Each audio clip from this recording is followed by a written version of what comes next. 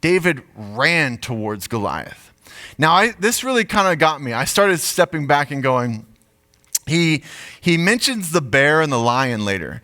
And when he talks about Goliath, he goes back and he pulls in old victories and says, when I went against the bear, God had my back. When I went against the lion, God had my back. God's got me in this one as well. As I go and face the uncircumcised Philistine, I'm going to take him down as well because God continues to have my back. And then I started thinking about all the stories in the Bible. There's always the action step of faith to it. That was sort of a surprise because I know about the listening part, I know about the praying part, but I forget that there's an action part. When Jesus does most of his miracles, what does he do? Let's say there's a blind person.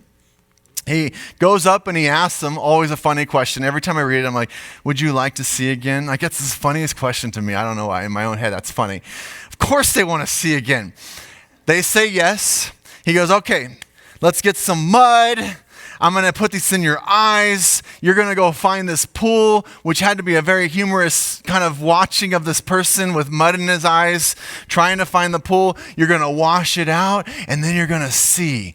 Well, fantastic. But aren't you God? Like, couldn't you just make me see? But no, he doesn't do it that way. He says, okay, you need some wine. You need some more. We're going to turn water into wine.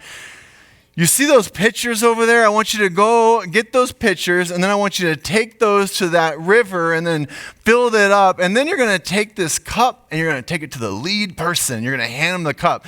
And I feel like a scripture should say, is there going to be wine in it? Like, I feel like that question should have been asked. It's not asked. Because if it was, God would have said, guess you're going to have to find out.